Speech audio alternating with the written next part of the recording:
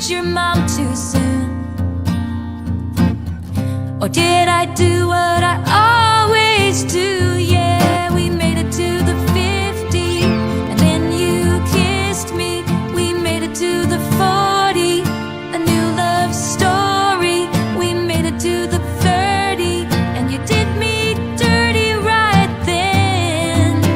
You put the end in tight end, and as I touched down, just like you in a game, I'm in another town, and nothing feels the same. Wish I could go back when we met that day. Oh, whoa, and throw a flag on the play.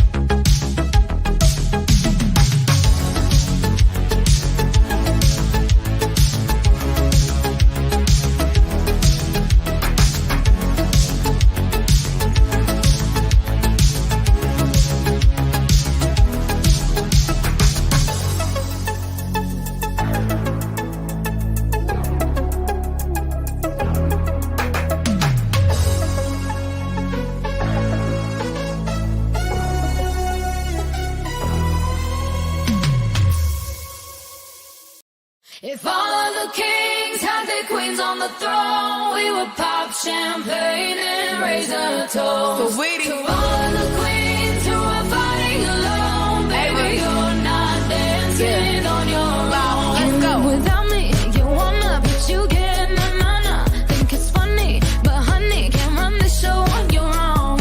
I can feel my body shake. There's only so much I can take. I'll show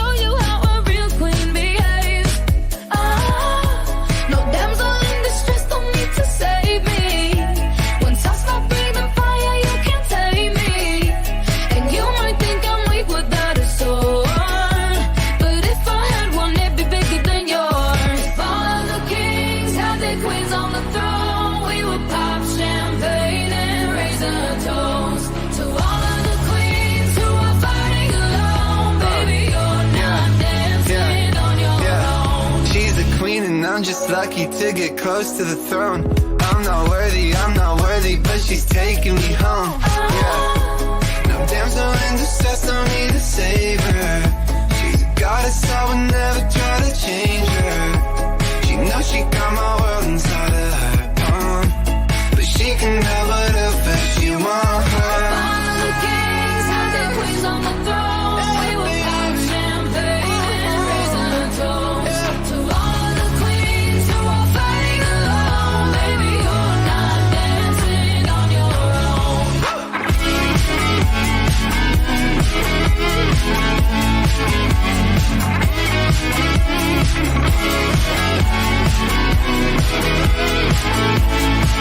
Let's go. I'm a queen, I'm a boss, I'm a brat. Hella independent, I get this, I get that. Shout out to the girls from the burp to the trap. I don't need a man for shit, put myself on the map. Oh, and they thought I was done. I ain't even hit my peak and I'm still on the run. I'm like Lolo on the lap, I'm running the track. Only time I see an L's in a luxury tax. And my house ain't when they post a pic just because they're like, oh, she chillin'. $1,000,000 deals and my lipstick still it. I need acrylic nails, I don't need no critics. So witty gon' glow, so witty gon' shine. Circle full of tens, I don't see no nines. My name on they lips, my name on they mind. How I take it from the block to the Hollywood sign. All the kings had their queens on the throne. We will pop champagne and raise a toast to all the queens who are fighting alone. Baby, you're not dancing on your own.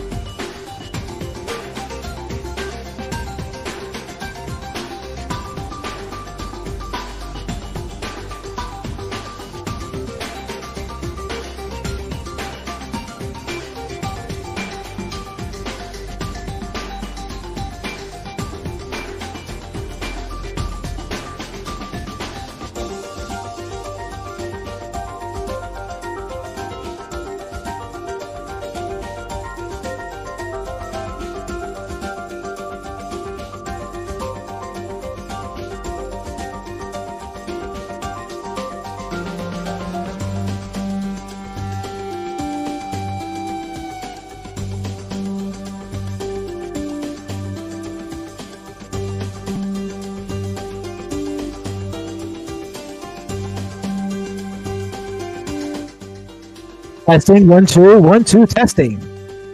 Testing. You gotta know me, I gotta make sure the mic is checking work. Here we go. 2 1.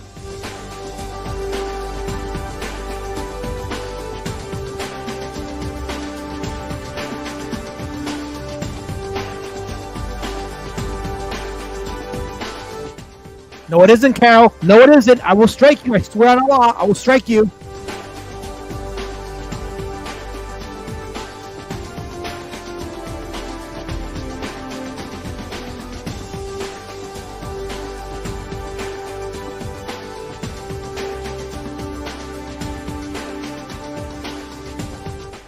So I've been on the streams the last couple of days, and I've been told that the audio on my mic has been shit.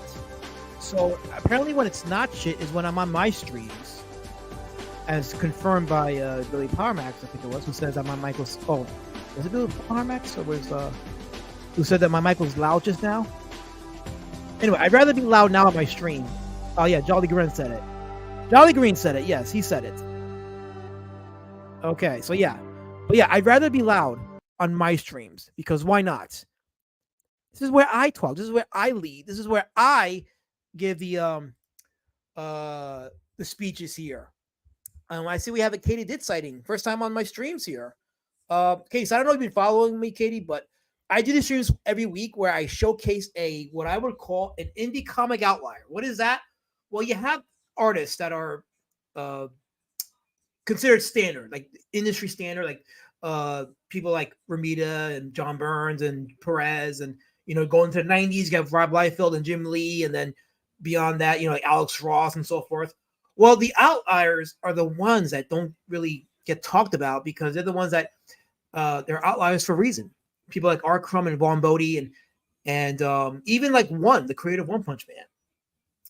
So I put a spotlight on these creators because when I joined Comicsgate back in 2018, I had thought that, being an indie movement, that there was a sense of understanding of indies and diversity in art and all that stuff. Well, apparently I didn't realize how much people didn't know about it. The American underground comics movement and the influences that they shared in these places, in other countries like Germany and Japan and even Mexico. So when I did my first book, Street Champion Road Warrior Drake, people didn't really, only a few people got the reference to the Eastman and Laird Ninja Turtles. But I was looking beyond Eastman and Laird. I was looking also at, like the other comics from like the 70s. Again, I mentioned Vaughn Bodie as another influence.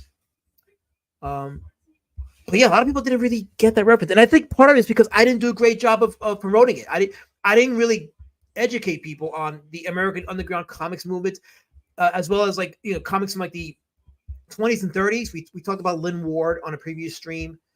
We did Percy Crosby and Rube Goldberg. These were also comic creators from the 20s and 30s. Charles Schultz. I'll be doing Charles Schultz a little sometime down the road. Nice little story about Charles Schultz and a book that influenced Vaughn Bodie. Well, we'll get to that when I do the Charles Schultz stream. But yeah, so if you see my artwork in Be Citizen Road Warrior Drake, I honed it up. I've tightened it up a little more. I've gone with a different style. Part of it was influenced by Scott McCloud's The Sculptor. He's another outlier, which I'll talk about in a future stream. But yeah, I think part of my failure as a marketer of my own book is I didn't really get people to see or show them the comics of yesteryear in the underground comics movement, or even like the comics from the 20s and 30s that were very outsiderish, I guess you could say, in their own art style. So when you see these comics and you see what they did and how they presented themselves, then you look at my books and say, oh, I get it now. I absolutely get it. So that's why I do these streams, because there are people that have not even heard of these creators, and then they enjoy some of what they've done. So that's what I do. And I've been having fun doing these, and I've learned something myself. I've learned myself about some of these guys and some of their struggles. My good friend Helmet, by the way, has contributed to today's stream, and he's going to be helping me a lot because I'm going to be doing a few streams on some creators from other countries, going over some characters like Carmatron in Mexico, Gondorito in Chile.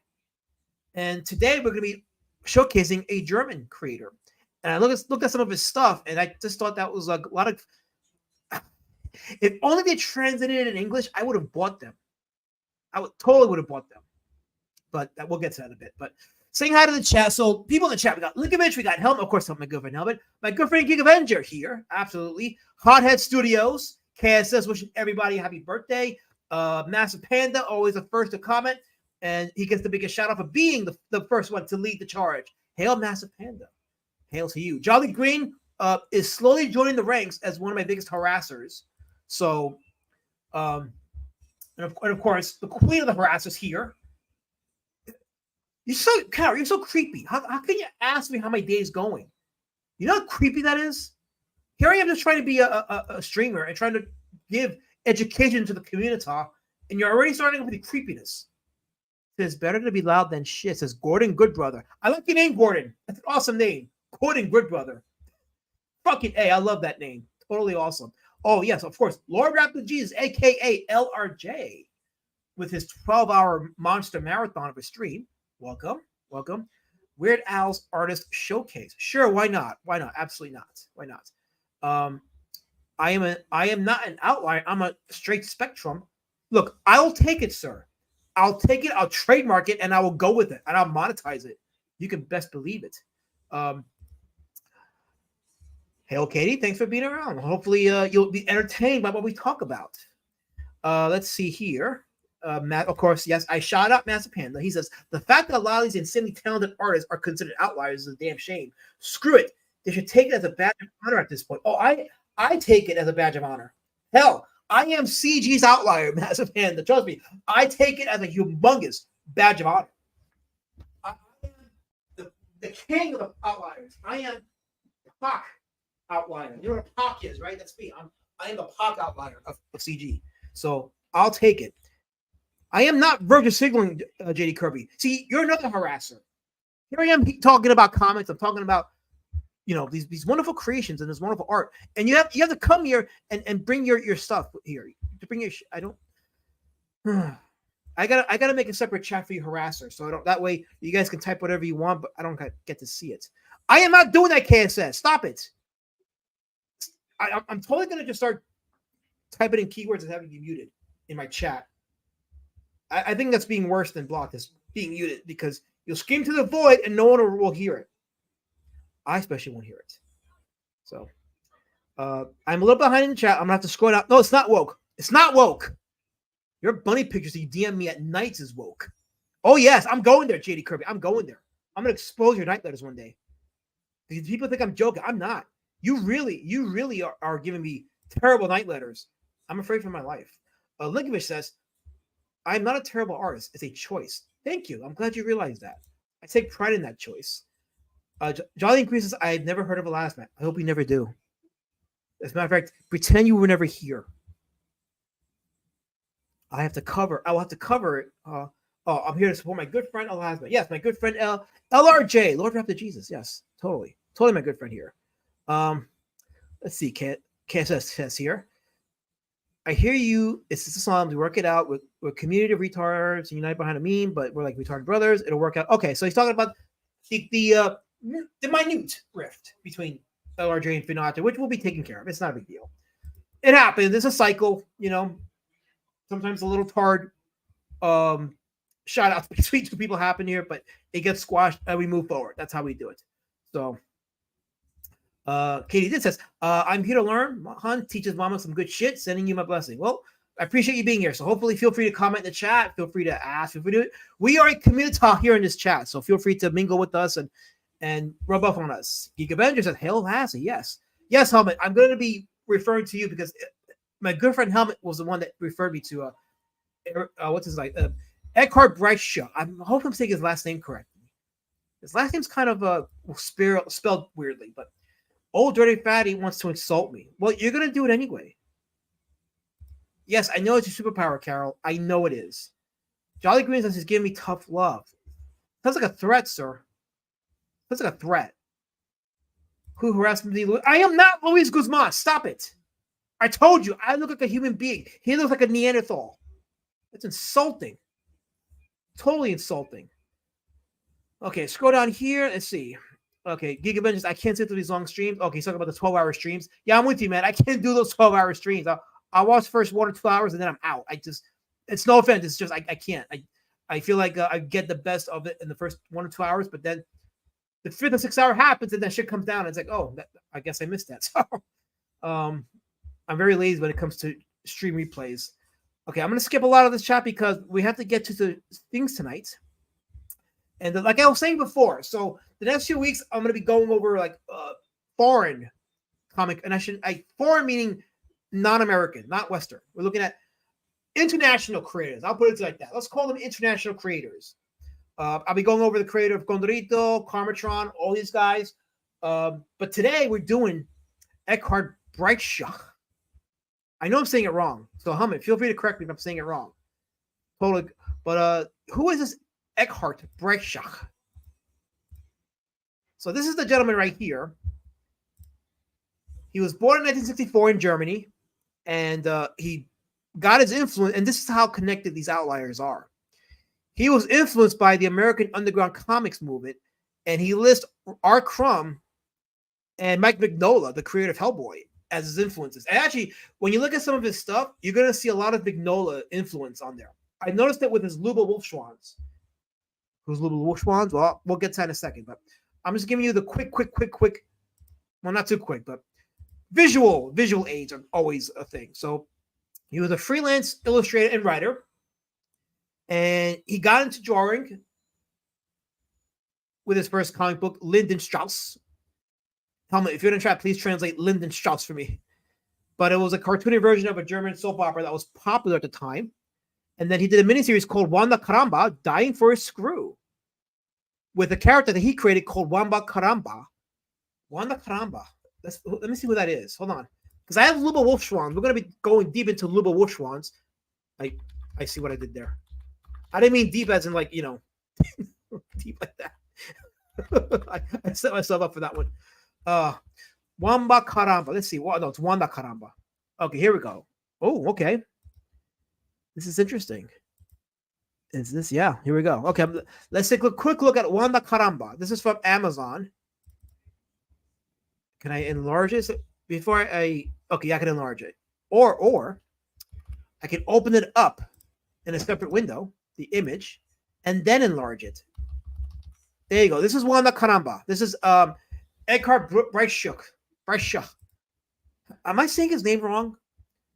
I'm saying his name wrong. I know I am. No, I don't want Luis Guzman's mustache. Do you people come here and really throw these insults thinking that's going to rile me up? It's not. I'm inspired. I'm inspired by the Outliers. You cannot rile me up. I'm important. But that's Wanda Caramba right there.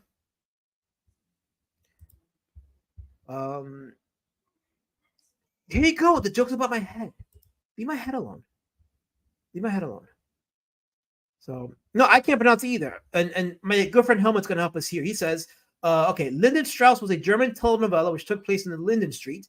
Oh, so Lyndon Strauss is Linden Street. Okay, yeah, that makes sense. Okay. See, we're going to learn some words here tonight, folks. We're going to learn some new German words. So Lyndon Strauss means Linden Street, which means that, what's a good street name?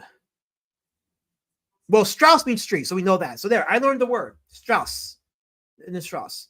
It's hard not to see Mike Mignola, such dynamic-looking stuff. Oh, you're going to see a lot of it when we look at Luba Wolfschwanz.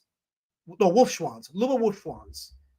We'll go to that in a second. But yeah, you'll definitely see the Mignola influence there. But yeah, so continuing on with his biography. So he did a sequel called Wanda Caramba, Bear Cage, which won the 2001 Independent Comic Award for Best Script. And yeah, he did a lot of other comics. I'm not going to just read every single word in the bio, but it's just to give an idea of his influence, his contribution. This particular comic here is one that he drew. He didn't write it; he drew it. It's called Argstein: Forbidden Parts. Now, I previewed this book. This is one of the only ones I could find that's in English. The rest of it is all German. But I was able to. My good friend Helmut was able to send me some screenshots of some interiors for one of the Luba Wolfschwanz book.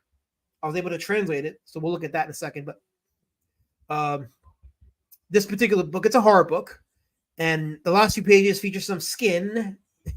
And by skin, I mean, the R. Crumb type of skin, like nice big boobs and juicy nips. So I can't show that because I don't want to get a strike from YouTube for the sex nudity violation policy that they have there.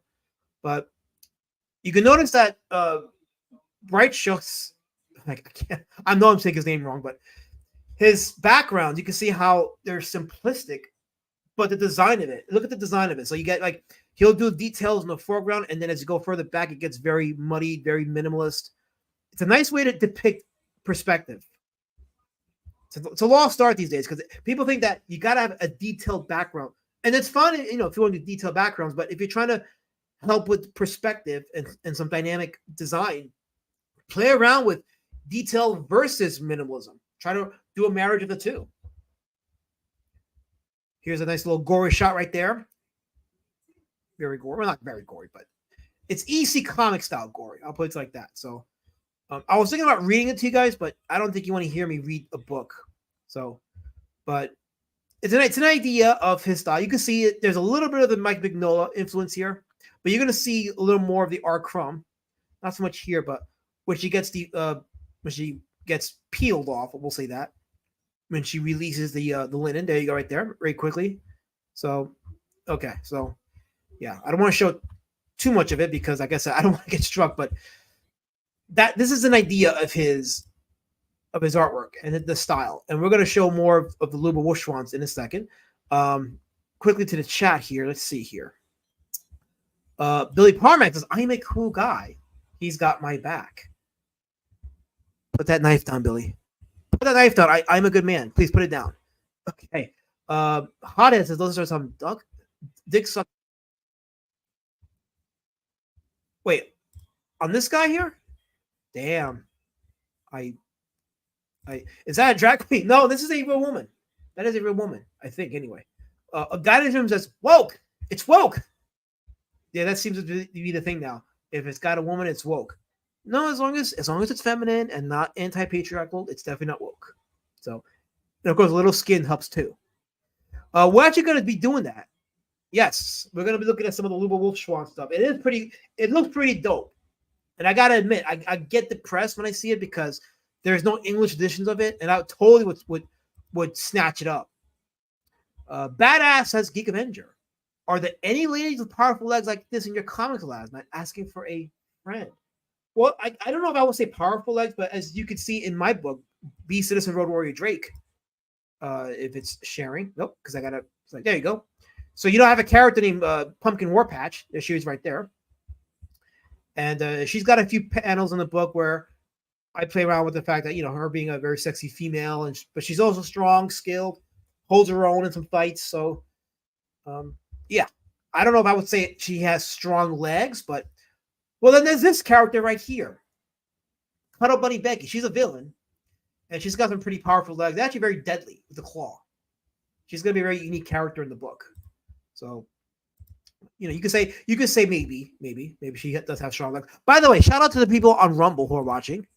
Let me just take a quick look at how it's going down on Rumble. We got a couple of people there watching right now. So hail to the people, hail to the chat at Rumble, and hopefully we'll get more engagement there. Forbidden Parts. Is this the genderqueer sequel? Oh, definitely not. I can promise you that. Okay, scroll down to the chat here. Okay. I like this artwork style. Oh, wait till you see Luba. Wait till we get to Luba. You're going to really enjoy it. I like her looks, says Katie. The damn succubus, says Geek Avenger. Helmet, you haven't even answered my question. Is it Breitschuh? Am I saying it right? I don't want to get the guy's name wrong. Is it Breitschuh? He has a thing for certain types of women, and he draws them very well. When you have a thing for certain women, you tend to draw them very well because they're in a way, they're like your indirect muse. They could say that. But when you have a muse, like a natural muse, you tend to draw all your women like that muse because it's just the love of your life. I like how he draws her figure. You make a good point about his simple background. It's actually a lost form of storytelling. And oh no, it's Dario stealing dark gifts line. I will allow it. I guess I better learn German. German's not that hard to learn. If you know Anglo-Saxon like English, German's not that hard to learn. I just don't know if I'm saying the guy's name right. Like, is it Breitschuh? I'm not into your foot fetish, Lasmat. I would hope not, because I don't want to know. If I despise Luis Guzman, I am not. Listen, stop with the Luis Guzman comparison. You do this every stream I do. I'm here to help educate entertain. And you're bringing. Oh wait. I get it. That flew over my head. I'm thinking, what is Breitschuh? No, that's the pronunciation. I got it. Okay, so it's bride shoe. Breitschuh? Oh, it's Breitschuh. Okay, Breitschuh. There we go. Breitschuh. Okay, thank you, my good friend Hal. See, he's already coming through. So now I sounded dumb for the first 30 minutes, but now I'll sound intelligent and educated for the rest of the stream. So Eckart Breitschuh. Okay, awesome. I can get behind that. So I found WeSplatComics.com and I translated their description of Luba Wolfschwanz. Wolfschwanz, by the way, Luba Wolfschwanz was inspired by Xena, Warrior Princess, and Red Sonja. I'm not even sharing the screen. There we go. Okay, so that's from the WeSplat site. Eric Carr is here with us. How's it going, Eric? Thank you for joining us. Hothead. Words are hard. I know, especially if you don't speak German. Words are very flippin' hard for sure. So let me see if I can enlarge it so you guys can read it. But this is the description from the Wolfschwanz Comics website, translated into English from the original German. By the way, Wolfschwanz is translated as wolf tail. And I believe she carries a wolf's tail on her belt buckle. So Avara's legions have messed up. Luba Wolftail is on the way, Wolfschwanz, to kick the shimmering banners of the Empire in the dust. The sword of the Siberian warrior rages among the soldiers of the hated 3rd Battalion, but the colorful world of Avara does not make it easy for the daughter of the tundra. Whether in the bustle of fantastic cities, in dark forests, or in mysterious wasteland, dangers look everywhere. Be it eerie monsters, dull mercenaries, or magical entities, they all play their own game, and the mistress Avaris and her henchmen are also unwilling to accept Luba's going on without a fight. So these are right here the issues that have come out. We're going to look at one particular issue, but I love the covers. Very colorful. You can see how much he plays with the text, how it looks like it's very busy looking covers. I like busyness in artwork when it comes to the comics. So it plays around with a lot of colors. This one reminds me of Fantastic Four, issue 1, with that monster that comes out of the ground and grabs the thing. Right here. I'm talking about this one right here. It has that particular look to it. As a matter of fact, let's look at the translation for this page here. It says, it continues with the revenge of the Luba Wolfschwanz. The sword of the Siberian warrior rages among the soldiers of the hated 3rd Battalion. 3rd Battalion. I think these are some interiors. Yeah, these are some interiors right here. So you can see now, this is in German, so words be damned. But yeah, you could definitely see there's more Art Crumb in this page. So what you'll see is you're going to see the styles vary between Art Crumb and Magnola with the Luba Wolfschwanz. But before we go even further into Luba Wolfschwanz, I'll have to open up a new panel for this because, like I said, I had to do a little bit of translation. So this is one of his earlier comics, The Bear Trash. Right, you can see a little what do you call it? A little bit of fan service. So I was able to translate it, and this is the translation for it right here. Another 100 setem, this is the top right here, of silver nonsense slapped together. I'm guessing 100 setem means pages. So another 100 pages of silver nonsense slapped together again. Rough trash is what this book is. So it translates to rough trash. So we look at the Bear Trash, Derber Trash. It translates to rough trash. You can see Daughter of Atoms, Awesome Ghost, Bonus, double bonus, Otaku Trauma. So these are just some of the titles in the book that he contributed to. This is some of his artwork. Let's see here. Excuse me. Let's look at some of his other covers. Here's another magazine he did. Suckpotenzal. I think I said it right. This you could see the Mike Mignola influence right here. Suckpotenzal. So let me see. Let me check the chat for a second. Suckpotenzal. Okay. Okay, I'm not reading that, Colin. I'm not reading that. So don't again. Okay, Weissblock means template, which is a comedic dig at Heavy Metal magazine. Ah, okay. So Weissblock Comics, which is the distributor for Luba Wolfschwanz, means template Heavy Metal magazine. There you go. So it's a play of that. Interesting.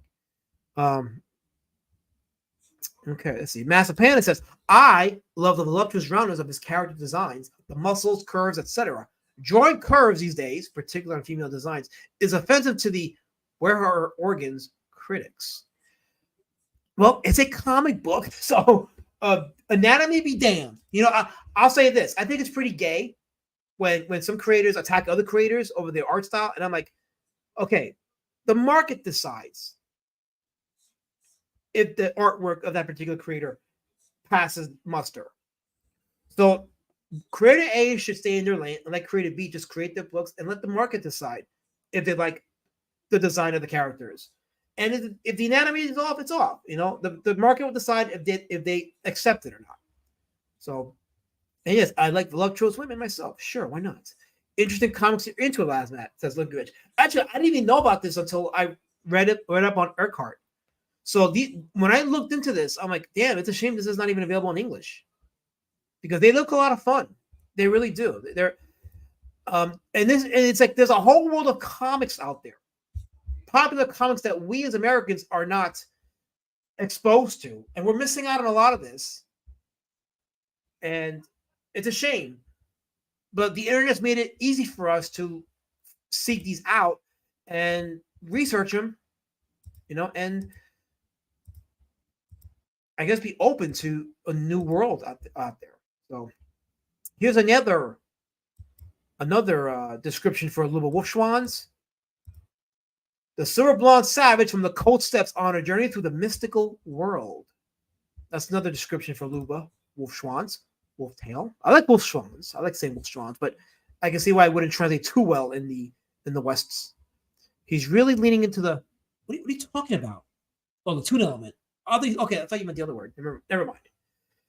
Leading into the tune element of drunk. I love it. Well, you know what, Master Pen, and I realized this, and I forgot this as I was working on my comics the last few years.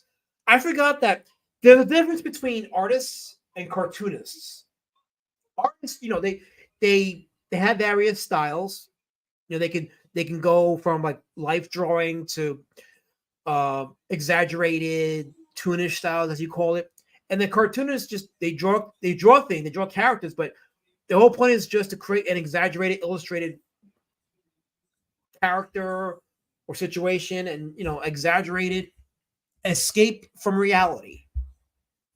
And I think I am more of a cartoonist, but I am a trained artist. Like I do life drawing and so forth, but none of that applies to Road Warrior Drake because it's such an insane world that relies on the wacky outlier style that I have myself, which I hone in on every day when I'm drawing the book. So Potenzial, Helmet says, means potential for addiction. Well, that is a freaking that is quite the translation. Potential for addiction. So yeah, totally. But yeah, you can see that he's definitely, and the chat sees it too. He's into very built women, certain types of women, very fullness in their body. In some cases, muscular. In other cases, just outright thick. Definitely Art Crumb right there. A lot of the Art Crumb influence. There's an artist, erotic artist called Dexter Cockburn that just reminds me of for some reason. Maybe I should take more influences from the underground comics.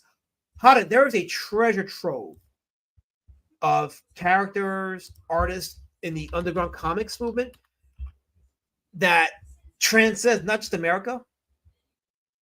It goes beyond, like as you're seeing right now with this German artist. The influence is right there, plain as you can see, and it can be fun. It can be frustrating that we have not been able to be exposed to these artists as well as their IP, their books. Because I was thinking about this one. It's a lot of fun. It looks like a lot of fun. It looks like pure escapism. And honestly, I think we owe it to ourselves to seek these out, or at least people like myself to open up the doors so you guys can check it out for yourselves and find out what you find out and see if it's a lot of fun. I think there's a lot of stuff out there that really can make up for the westernized woke stuff that diseased our comics. Totally for sure. Sam Keith is a great cartoonist, says Carbon Dioxide. My dad was born, says Cat says, in Twistingen. Twistringen. I can't even fucking say that word. What? He was born there. Okay, he was born there. Mom was born in Munich. When I tried taking German, they would disagree with how to pronounce words. I said, screw it, and switched to Spanish. Once you go Spanish, you never go back. So, great move, KSS, totally. Colin says, Alasmat is not a fan of himself, confirmed. You do that to me, guys. You guys make me not be a fan of me. So, I'll blame it on you. All of yous. Exposed to artist? No, that's not what I meant, guy in his room. That's not what I meant. You knew full well what I meant. How dare you entrap me? I did nothing to you. I've been nothing but nice to you people. And you gotta entrap me that way? That's some shit. But this is some shit too. The covers for Luba Wolfschwanz. Totally digging it. And we're gonna look at some pages in a second. Carbon Dioxide catching up with the birthdays. Mazapana says, with all the AI art and current illustration in comics and the hyper-realistic replicas of real people and actors in video games, the cartoony stuff seems more and more appealing to me these days. Well, I am so glad you said that, because now you're starting to understand why I do what I do. There is room for various kinds of art, and the market decides whether something should succeed or not. But I am pure escapist of it. As you can see, I really try to create a world that is so like cartoony, but still grounded in some form of reality. But I have fun drawing it because there's no real rules in terms of like the form. Well, there are rules for the form and structure that I use, but when you look at my book, you're going to see visual escapism in my book, and a lot of the underground comics movement thrived on that. And I think even like in later years, like Ed Piskor with his Red Room books, copied that same style. Now his was a bit more polished, but he was definitely influenced by the underground comics movement. By the way, I read one of his Red Room books. I'm going to read the other two soon, but they're very interesting. I'll put it like that. But a book that I did read this week that I finished reading was Will Eisner's Contract with God. Let me just very quickly shift gears for a second. So I just finished reading Contract with God. I'm trying to get to reading as much as I can because I'm so behind, but I finally managed to read this book, and it definitely earns the title of graphic novel. It's telling stories, but it utilizes the comic medium and format, and it's very fascinating. I will say that, and the way he plays with the text, the lettering, and how he merges it with the art and creates like a nice visual plateau is very admirable, and it lines up with what I look for when I see comics, whether it's what he does.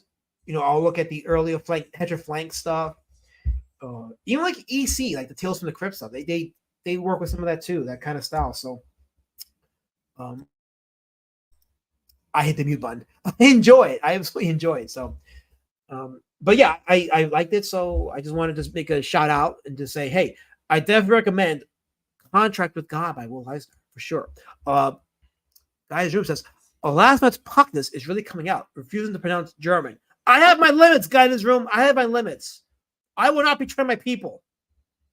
Definitely not. Helmet says, if you want these comics in English, write the people of Weebly Comics. There is a really small company, but also very friendly and approachable. I read this stuff since 2000. You know what? I'll do that. I'll legit do that because I would totally buy it off of them. I'll say, hey, you know what? If you can print that in English, I'll pay whatever shipping it is and I'll buy it. I like to have those in my collection because they look really fun. I shouldn't just talk about it; I should show it too. So, here we go. Yeah, they look like a lot of fun, and I'm a fan of this design. So I totally would like to. Yeah, these covers are fun. I like these covers. It would help if I was showing it. There we go. Okay. These covers are fun. Lots of fun. And the way he plays with the lettering too. Like, it's not just white letters. He plays with the colors on the letters too. It's a lot of fun to look at. There's a lot the eye catches, the light that the eye is observing. Fiona Wolf is here. She says, even Trekker goes stylized versus realistic. Yes, and here's the website if you guys want to check it out, weastblackcomics.com. I'm definitely going to write to them. I'm going to write to them, and then if they respond to me for the next show, I'll let you guys know, and I'll keep you, what do you say? Up to speed on what they say. Master Panda says, exactly. We need just as much escapism in the visuals as do the stories. Yes, that is me, Katie did. That is totally me, for sure. Lady Fairlane says, Contract with God was interesting. It definitely is interesting. It's not a kid's book, by the way. I want to make it very clear. It's not a kid's book, so there's some sexual situations in the book, but it's part of the storytelling. But it is, you could tell that it was inspired by events that Will Eisner saw growing up. Part of his culture, the Jewish culture of New York City during that time, and a lot of it, interesting things happen with some of these people. So, but it's the kind of book you read because of how he uses the medium of comics to tell a novel type story, and it's definitely one that you should study if you're into comics, to kind of study how he tells the story visually and how he plays with the lettering, and also the expressions on his characters are beautiful. Like, Eisner is one of those artists that just, like, untouchable. Totally. But back to Eckart Breitschuh. Back to Eckart Breitschuh. Hothead says, I've been meaning to buy some Tales from the Crypt Omnis. Definitely get it, Hothead. You can get them on Amazon. You can get them at your local comic shop, but get those. I bought 2 of them. I had the third one in hardcover. Beautiful hardcover. Hardcovers are expensive, but they're beautiful, though. But I definitely recommend it. Tales from the Crypt, Vault of Horror. All that stuff. So Colin says, on the topic of female proportions, let me say it again. On the topic of female proportions, I think it's usually fine to make them over-sexualized, but some stuff can be gratuitous. Oh yeah, absolutely. Like some of it's so gratuitous that it detracts. It distracts from the action in the book. So you gotta have a balance there. Like I thought, and it's funny because the creator, Breitschuh, was inspired by Xena, warrior princess, who had a massive crush on, and Red Sonja. And they're very sexy characters, but they're not gratuitously sexy. They're sexy enough that you can appreciate their femininity, but it doesn't distract from the action that these characters get into, which to me it's a good balance. Totally. German is an easy language. Oh, last but also, he can't pronounce Tristring. I can't. Sue me. I cannot, and I won't. I'm not going to cave into your German grammar Nazi-ism. You see what I did there? I did that. Did you get the reference? I got the reference. Do they ship to the U.S.? He's asking Helmut, says Gordon Goodbrother. I would think so. You just got to pay that exorbitant shipping charge. But we got some people in the chat, in the Rumble chat. Now, are you guys showing up in the? Let me see if you showing up in the StreamYard. Hold on. We got some guys in the Rumble chat. I'm gonna scroll down a bit. I don't see them, and they should be. Let me see. Unless I highlighted them and didn't realize it, but let's see here. If not, we're going to do a quick screen share of the people in Rumble. Give you guys a shout out. But yeah, here we go. How's it going, people in Rumble? We got Vord at Film Animation. Interesting, he says. Guy in room 83. Oh, that's the guy in the room. He's over there now. Is she wearing a diaper? I don't think so, guy in the room. I don't think so. But hail to the chat in Rumble. You guys are amazing. We got 6 people watching in Rumble right now. That's awesome. 6 people in Rumble. I have 11 following me and 6 are watching. So the stuff in Luba is not gratuitous. Oh, no, absolutely not. It's totally not gratuitous. Hothead disagrees, though. He says there's no such thing as gratuitous. Well, Hothead, I don't know what to tell you, but hey, sure, why not? Wait, why am I showing? Oh, wait, because I'm... Oh, we're behind in the Rumble section. But that's okay because I'm only showing the chat in Rumble. There we go. But hail to the chat in Rumble. Appreciate you guys watching. Hopefully you're enjoying yourselves on this fine Thursday.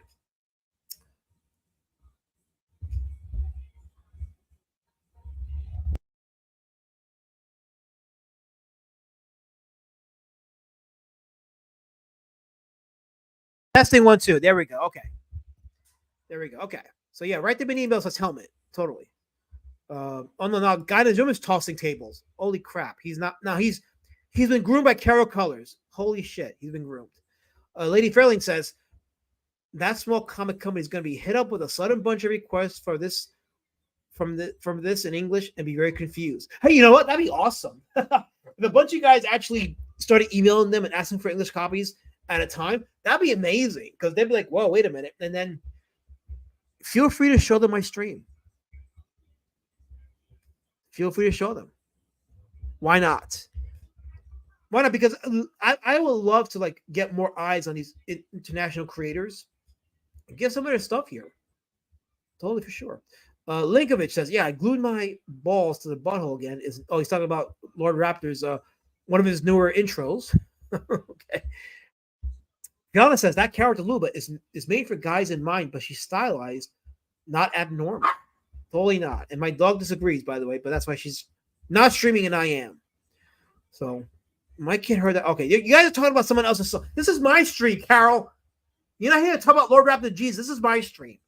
It's about me. This is my time. Me time. Luba's time. Totally. Fiona says, I like Trekker's retro 50s hourglass figure for Mercy and how Ron draws idealized men as well. Should look into that. Trekker. Okay. I'm always looking for typing new names in my list of people to check out. So this is awesome. Okay. Drinking a quick glass of water. Not glass, my bottle of water because my throat is scratchy as all hell. Hold on. There we go. Awesome. Lady Fairland says, no, Gordon. Incidentally, hit enter before I could correct my typo. Oh, okay. So let me go back to your earlier comment then, Lady Fairland. Let's see here. Where is it? Where is it?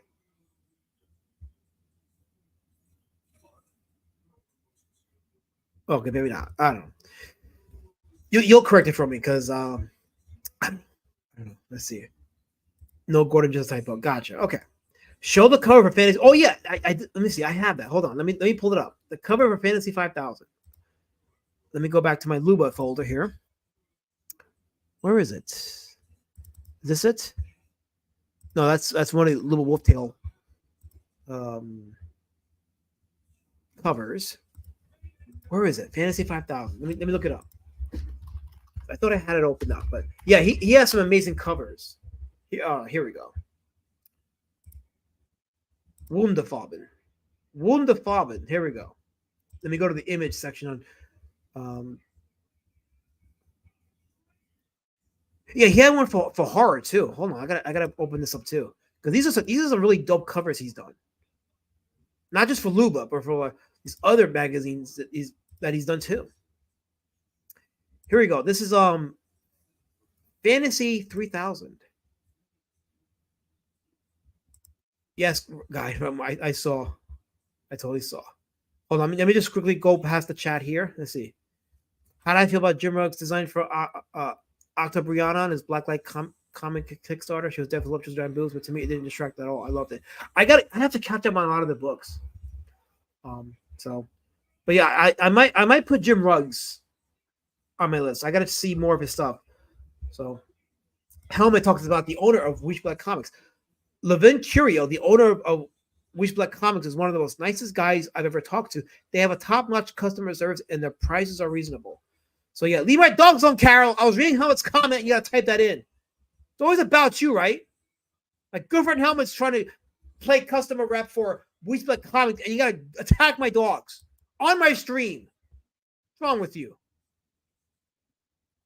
Hothead says he also recommends Cinebooks from England. They have an amazing titles like Lucky Luke, Yoko Tsuno, Tintin, and Spiro and Fantasio. Totally, absolutely.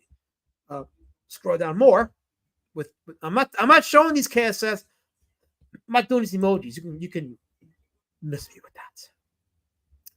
Okay, okay, awesome. She's got the link to the Trekker comic stuff. I'll look into that. So let me just go to my YouTube tab. There we go. I'm going to bookmark it. Okay. Awesome. Okay, awesome. Perfect. All right. No, I'm not going to show all these emojis. I'm not showing these emojis. Okay. I have one at the moment. If that earns any grace in the typos, I'm not going to ask what the other hand is doing. So I'll just leave it alone. Lady Fairlane. I'll leave it alone. Kaz, that says, let's go to my Luba file. Ew, I don't, that's not what I meant, Kaz. That's not what I meant. I'm just talking about the pictures I downloaded for the stream, which I'm going to show you guys, including the pages that were sent to me by my good friend Helmet that I had to go in and translate so we can get an idea of the action. Mutter means mother in German, says a guy in his room. I am not a girl. I am a full-blooded hetero man. I am pure lean and mean muscle. By the way, if you guys have been enjoying this and you feel like giving me a tip, my PayPal link is a pinned message. If you want to drop me $1 or $2, I totally would appreciate it. If not, I hope you're appreciating the stream. So let's go down more here. Okay. Here we go. Helmet says, I sent you the cover art I meant per Discord. Oh, okay. Oh, yes, I do have your Discord open here. Here we go. Okay. There we go. Let me just open this up in another browser. Here is Fantasy 3000. That's one of the many covers for Fantasy 3000.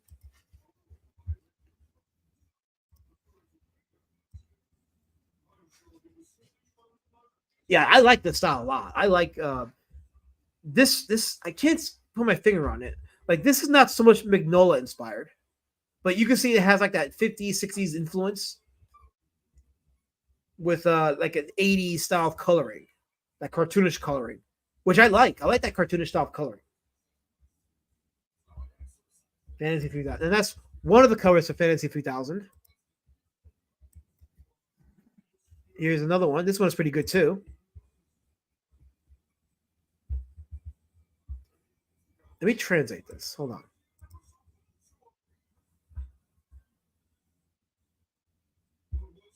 Okay. Actually, this may not be a Breitschuh. Yeah, I don't know if this is Breitschuh's art. This might be somebody else's art, actually. So, yeah, he was one of the many. He was one of many that worked on this. This one is definitely Breitschuh right here.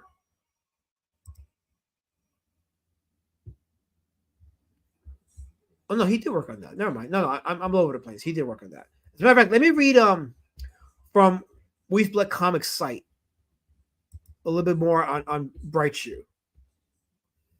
So, flashy filmmaker he was, storyboarder, film advertiser, illustrator for internet, games, advertising, magazines, and music industry, book illustrator, author for film and comic magazines, and of course, a comic maker and children's book author. That is Breitschuh. Okay, so yeah, so that cover is one of his. Okay. Yeah, Breitschuh actually had a very wide range of styles. He didn't just draw the cartoonish style. He also had a very nice hand for detail when it came to the art. So, but yeah, this is definitely a lot of fun. I love the bright colors. Yeah, he did a lot of. Believe it or not, like a lot of these. Some of these creators, I shouldn't say a lot, but some of them do start out as children's book authors because children are the first demographic that'll snatch up a book. And that's why if you're a comic creator, you kind of want to have a book that can appeal to as many people as possible. Make it a little more age appropriate because kids are the ones that actually carry the tradition of the comic or the character in the comic. Because a middle-aged man, they may keep the character at heart maybe 10 years tops. Maybe 15, who knows? But a child can keep that character alive for at least 30 to 40 years minimum. And that's something that a lot of creators tend to forget is if you go for the younger demographic, your character will have a longer lifespan in the market. That was one of Charles Schultz's biggest genius moves was when he created Peanuts, a comic strip about kids. It's going to have a lifelong endurance in the market, possibly spanning more than one generation. So when we just stick to the adult demographic, you tend to like limit your audience and you limit the character's lifespan in the market. But if you tend to be more age appropriate or more broader, then various generations will keep that character alive in the market. You too, when you guys know I'm streaming, right? You know I'm streaming, so. You know I am streaming. So my dogs here are having a good time and they decide to start growling at each other. Like, for real. I like the retro sci-fi fishbowl helmets. Yeah, it has that 50s appeal, that 50s aesthetic. But and it's silly, and I love it. You gotta be silly when you tell your comic stories. It's okay to be silly because it's a comic book, and when you open up a comic, you want to have fun. You gotta have fun when you read these books, because if it's all too, as Fiona Wolf would say, grim derpy, and it's just not, if it's steeped in misery or darkness, it's not going to be a lot of fun. You want to just sit back and just forget reality and just say, you know what, that looks silly and I love it. I absolutely love it. Look how he squishes her obliques to exaggerate the distortion of the body. Yeah, I guess you're talking about that. You can almost feel the character shifting her weight to one side of her body. This is phenomenal stuff. It's a good design, and it's a great display of action. Total display of action. 100%. Fantasy 3000 is a sci-fi fantasy book by several artists. It's an ongoing series. Yeah, that's what I've got from there. Like it seems like it's about like on par with heavy metal, right, Helmet? I know you said what was that one? Pontifical or something? Pontischkiel? I forgot the name of it. The one we saw earlier. The one that means tin metal, not tin metal, tin magazine, right? The one that turned to Pontischkiel, I think. Yeah, it's Pontischkiel, right? You said that one had that heavy metal influence. I think this one seems like it's a same in the same vein also. From what I see, if I'm wrong, you let me know. But that's what I get from that. Don't always aim at adults, otherwise you end up with a sea of the boys or invincible ripoffs. I never got into the boys, to be honest. To me, it's like it almost spits in the face of comic fans and generations of fans, and people being upset over season 4 of the boys. That I'm like, you realize that a lot of shit that was in season 4 was hinted at in the first 3 seasons. So why are you shocked?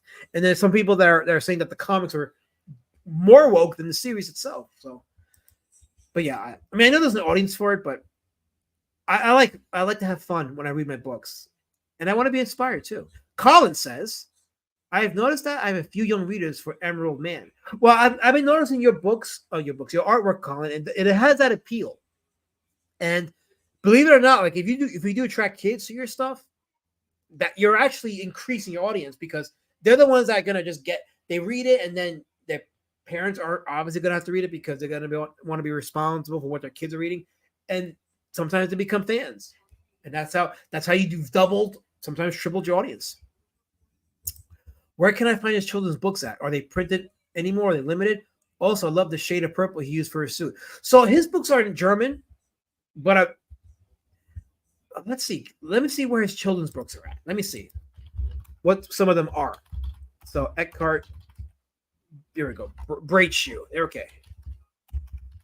Let's see. Children's books. Let's take a look at what we can find with his children's book. Of course, my good friend Helmet will have to educate me on some of it. Let's see. Okay. Well, I'll have to depend on my good friend Helmet on the location of that information. He's been on top of me with this one. So, but yeah, let's see where we can find information on his children's book to see what they're about. Massive Panda says, I am kind of curious about the coloring on this. It has an updated cel shaded look to it. Was he coloring digitally? How old are this artist's works again? They're fairly recent. He's still active. He's still very active. Luba Wolfschwanz is still ongoing. I think they produce, if Helmets can correct me on this, I think they produce a new issue every 2 or 3 months of Luba Wolfschwanz. And Luba's books are actually like 40, 50 pages long. Pretty thick. Like, one issue of Luba can be 40, 50 pages long, which is the size of the average graphic novel in the indie circuit. And they come out like every 2 or 3 months. So it's still an ongoing series. I think he's on issue 10, I believe. Correct me if I'm wrong, Helmet, but I think is issue 10 the latest one for Luba Wolfschwanz? Because he's still working on it. Wishbot Comics takes inspiration from Heavy Metal Magazine. So yeah. Let's see here. I see my good friend TJ's in the chats. We try to keep these type of streams genre free, but we've been watching TJ. We've been watching, so well actually I'll highlight it because Gooding is available now on Eric July's site. It's gotten a lot of hits right now, so I gotta check the numbers on that one because I don't know. I to me Gooding like Gyro's was appealing to me. Alpha Core I like, but I don't know about Gooding. I gotta hear more about it before I decide if I'm gonna buy that one or not. But he's people are still looking into it. So yeah, he's getting those hits. These artists, says guys, are too obscure. You can't even get their books. Yeah, because we don't even know about them. That's the thing. We don't know about them. So and one of the great things about doing these streams is you guys are giving me some names and I'm looking them up and I'm like, oh shit, I never knew about these. And then there are some names that I know of that I share with you guys. And it's like we're rubbing each other. Oh, let me rephrase that. I gotta rephrase it because I don't. If I keep going, you guys are gonna get me in the chat. I'm taking back what I just said a few seconds ago. I'm taking it back. You cannot get me on that one. Totally gonna get me on that. So, no. So here we don't worry about derailing because, well, unless we delve into like non-art shit, like who's calling who on Twitter or what. But no, this is a good conversation regarding what kind of books is because. That's how we learn more about the artist and we go deeper into like other things he's done. And it opens up a conversation about, and as you can attest, Katie, what I said about appealing more to kids. That's how you expand the marketability and the lifespan of the character or the IP you're creating. So it's I saw me even good. Well, I particularly didn't like it. Some people did, some don't. I particularly didn't like it. So, but it's up to you. There is a review, some reviews on it online you can check out for yourself. So, Helmet says Luba Wolfschwanz is at 13. It's 13 issues and ongoing. Okay, so it's currently at number 13 and ongoing. So, yeah, so it is a modern comic, but it takes its cues, as you can see, from like the 80s, 70s, and 80s. The visual influence coming from the American underground comics movement. Again, he cites Art Crumb and Mac Mignola as influences. So. Me and my buddy says, KSS, would get 10 or 11 comics and swap back and forth to read what each other got. We would read so many comics that way. That's hard to do for a kid when a floppy is $5. This is why, one of the reasons why I don't invest in floppies anymore is not just the price, but it's because I don't trust that it'll start out strong and end shitty, or that it won't do that. Like the Transformers right now from Image Comics, it's getting a lot of great reviews. The artwork is great. The storytelling seems to be good. But I'd rather wait until the series is complete and then it comes out on a collective omnibus. I'll get that omnibus if the series maintains its quality from what people tell me. Same thing with J. Scott Campbell's Spider-Man run right now.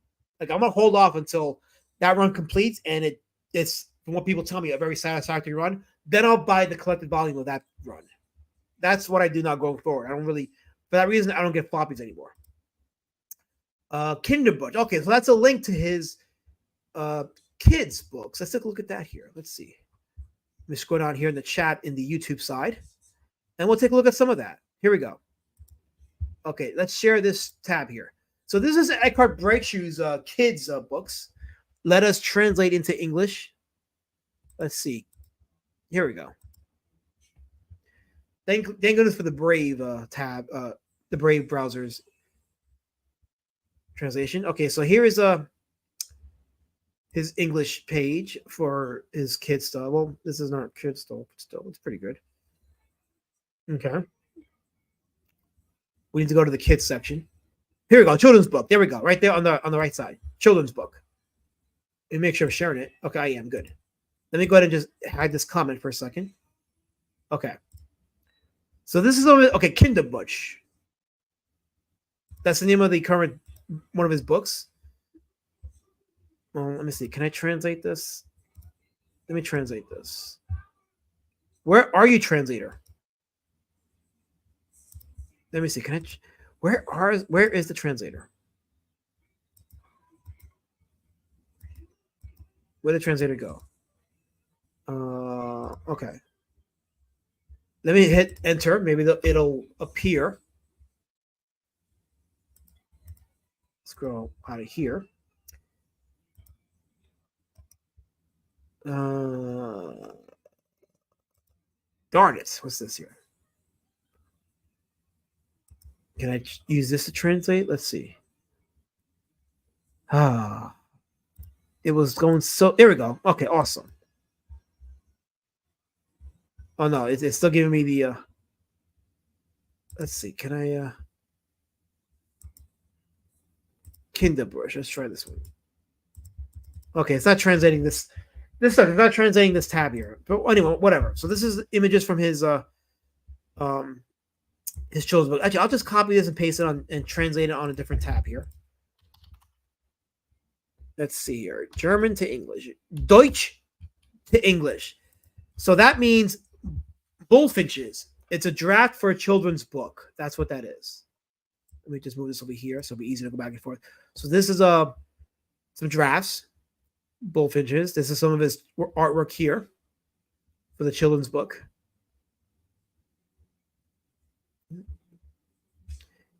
Okay. Das Kinderbuch. Let's see. This is translate that. Illustrations for the children's book Rashbar Subreza by Birgit Punten. So this is the artwork he's done for a book written by Birgit Punten. This one's definitely 50s inspired, that retro 50s art style. So there we go. This has a little bit of, well, not Calvin and Hobbes. This is more too detailed for Calvin and Hobbes, but you can see how he switches his designs for the children's book. Like I said, he has a wide range of art styles, this guy. So yeah, this is an example. This is Lola Schlatter. Let me translate this here. Pixie book Lola Schlatter by Carlson Verlag. So he doesn't write these; he just draws them. So let's see here. Let me go to the chat for a second here. Okay. Yeah, I got that part. So yes, cool. Gordon. Oh, you cannot clip what I was about to say. I told you. I swiped it off the record. Can't use it. It's swiped off the record. Oh, my good friend James Hurley's in the chat. He says the new Bad Boys movie destroyed Furiosa at the box office. Yeah, it did pretty good. Men like good. Who'd have thought men like masculine movies? It's an insane concept, isn't it? Insane concept. Yeah, Gooding's live right now. So the pre-order is. So yeah, that's live. So let's see. Scroll down to the chat more. Oh, look, my premier abuser is here, Shifter. He says, Lime's going to call the cops on Matt because he's going to get him swatted. Okay. Well, okay. Well, it would have been in the comic community without drama. But yeah, Katie did. Hopefully that link will get you some more information. And hopefully Katie did. I'll tell you about Katie. She is definitely on the market for children's books, as any good mother should be. So she purchased a copy of the coloring book that I did for Road Warrior Drake. And again, it goes to show, like, if you do more children's books, there's a market for that. And I think even coloring books alone can get you guys a lot of, if you're a creator and you make coloring books, you can make quite a bit of money with that. It's true. Like that coloring book I did, it itself became a collector's item. Let's see here. Okay. Let's go down more. Okay, they're concept art, just helmet. Those are concept art. Okay. So he will let me know if those books are actually published. Okay. All right. There you go. So versatile he is, says Massive Panda. He knows how to switch up his style effectively. This stuff looks easily really cool. It's almost got an Eddie and Eddie look to it. Very cool. Yeah, okay, that's the comparison I was thinking about. Eddie and Ed, yes. Because I was short to say Calvin and Hobbes, but it's a little too detailed for Calvin and Hobbes. But yeah, Eddie and Eddie, that's it right there. Sure. A lot of artists have a wide range of artistic influences. It really limits the potential. Well, when you work with a specific IP, like for example, Easy Seeger when he did Popeye, that particular style was necessary to keep Popeye stories going. So sometimes when you're married to a particular character, you don't get much room to really explore other styles outside of that. So it becomes your main style, you know? Yeah. Hey, this is not comic related. We know he's not. We know he's a cuck, but he doesn't play one in the movies. He plays masculine men. Breitschuh's work are really affordable, says Helmet. I bought porcelain art prints from him for £15. It's 15 euros. Yeah, the prices on those books are of the Luba Wolfschwanz books are actually very affordable.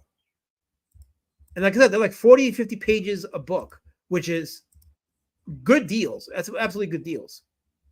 Yeah, see, they come out every 3 months. So, but yeah, nice thick pages. You got lots of content in those books. So, yeah. Scroll down more. Okay, Carol, you do that, Carol, and I promise you, when the law knocks on your door, don't say I didn't warn you. I promise you that. I totally promise. Hothead says, for the most art, this industry has become incredibly homogenous, like they are afraid to take risks. What I'm finding out, Hothead, no, not what I'm finding out, what I know to be true, because a lot of people have said this to me. The current crop of comic artists are influenced by the 90s. Image and Valiant, Liefeld, Lee. They're influenced by those guys. They're afraid to go backwards because when you go backwards, that's when you see a lot more of the versatile stuff. You see more of the, as I've showed you, like the more of the Percy Crosbys, the Rube Goldbergs, the Ron Bodie's. Who was the other one? Gary Panther, another one. One of the pioneers of the underground comics movement, Gary Panther. And I didn't show a lot of his stuff when I did his stream. There's a lot more stuff that I didn't get to show that reflected more of the comic stuff. I gotta do a follow-up with Gary Panther because I don't think I really did a real good representation of Panther stuff. He has a lot more good stuff that I think was definitely more comic related. But I focused more on some of his other art stuff because of his association with Pee Wee's Playhouse when he was the art designer there, and some of his murals and so forth. So, but yeah, I definitely am going to do a follow-up on Gary Panther for sure, and look more into his more comic related stuff. KSS says or asked, "Do I do color books too?" I'm working on my color book, The Amazing Adventures of Last Night with Actor. Stop it! Stop it! Stop it! I am more attractive than Luis Guzman. I told you that, KSS. You always do this to me when I'm on a roll. When I'm feeling the flow, when I have energy and momentum, you have to kill it with Mexican Neanderthals. I'm tired of it. I'm tired of it. So, but yes, if you haven't already, please back B Citizen Road Warrior Drake because you know you want to. If you haven't already, there's a link in the chat. Well, not link in the chat. Well, it is there. It might be there. But all you have to know is roadwarriordrake.com. It'll take you here. And yes, if you like the cartoonish style that I've been showcasing in the last few weeks, if you're a fan of the underground comics movement or more, you will love this book visually. And I'm taking this book visually in realms that I've never been able to with my other books. I think you'll love it. I'm not trying to cancel you, Carol. I am canceling you. There's no try. I'm just doing it. Well, you think you're a challenge? I'm just going to do it. I will not lose my breath doing it. No, don't encourage it, KSS. Don't encourage it. You can't do that to yourself. You can't take justice for you. You're breaking internet laws with that. You never say justice for me, ever. There are so many protocols you are violating with that. Totally. See, Haha can do it because he's speaking for you, but you can't speak for you. You're not allowed. I'm allowed because I'm a punk.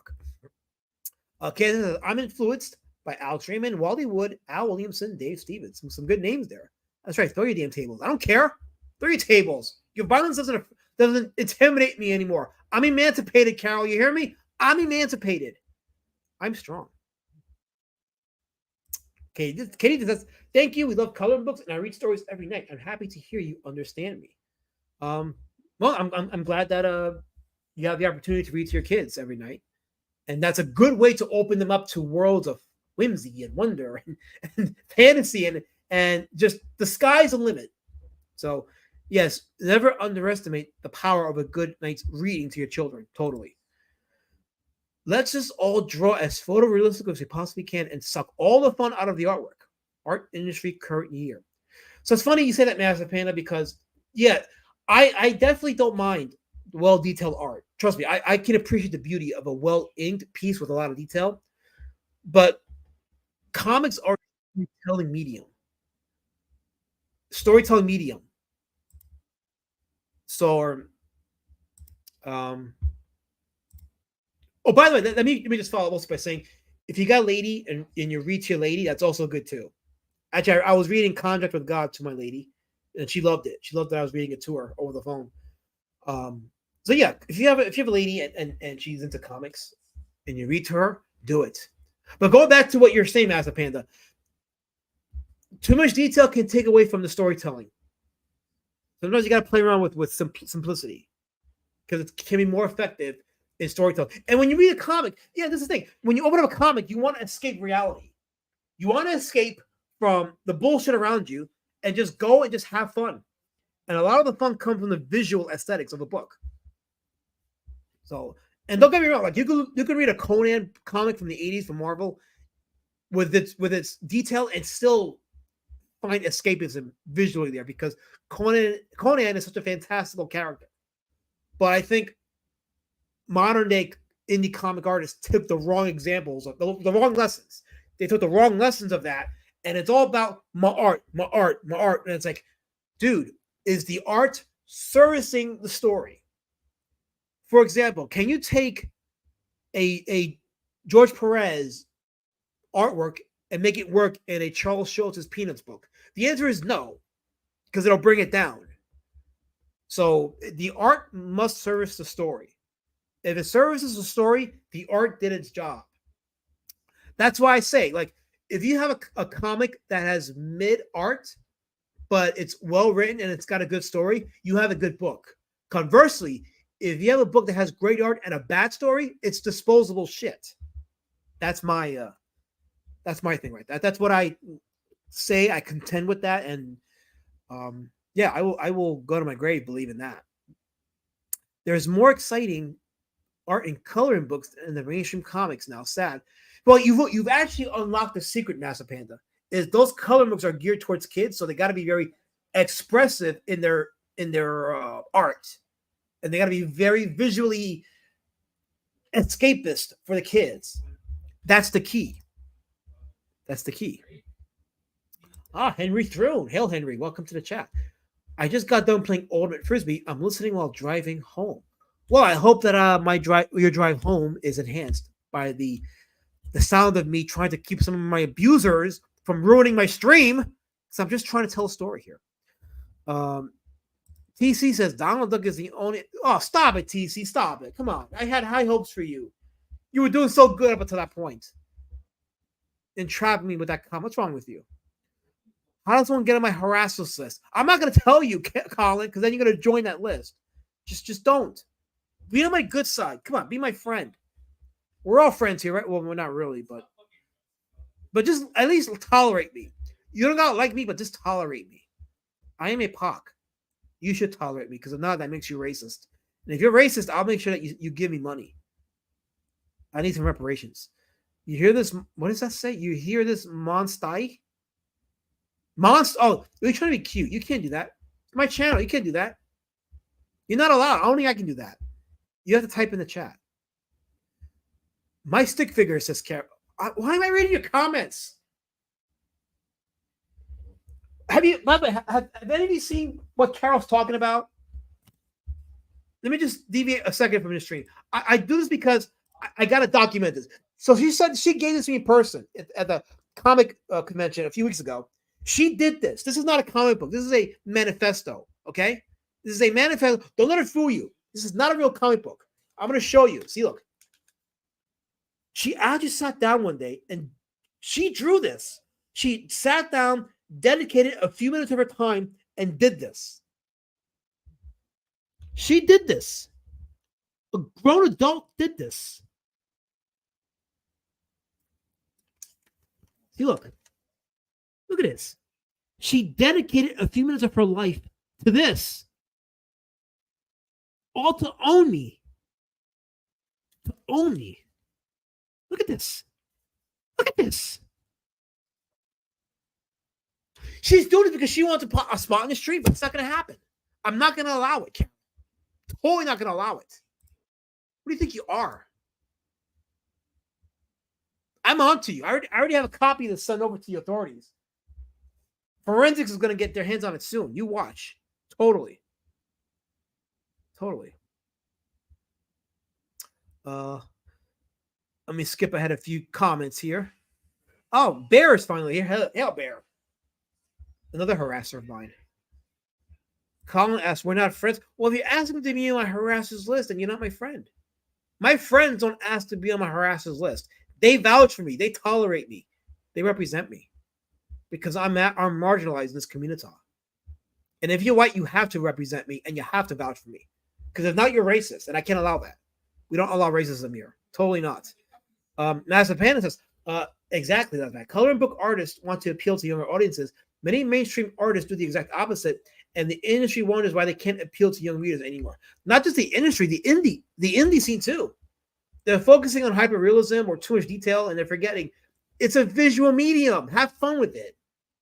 Make it look exaggerated. Make it look. You know who one of the one particular artist I think comic artists should study? Salvador Dali. They should look up Salvador Dali and say, you know what? If you can translate what he does into comics, you can have a very visually fun and exciting comic. He's definitely one influence you should look into. So, that's racist, Colin. That's racist. Being a punk is a lifestyle. It's a natural lifestyle. You can't just become one. I'm gonna keep you in tune on that one.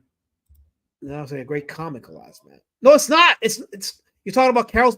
No, stop encouraging her, Colin. You should know better.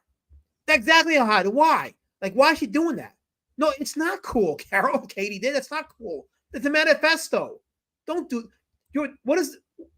No. You're not an artist. You need to seek some help, Carol. What I just show people is not normal. I fear for my life when I turn the pages in that. That's not normal. No, it's Bear. Stop it, Bear. Don't encourage her. Don't encourage her. This is why she gets away with it, because people encourage her. You give her the ability to do this crap, and then you wonder why we're in the shape we're in right now. See, she's redrawn and colored digitally.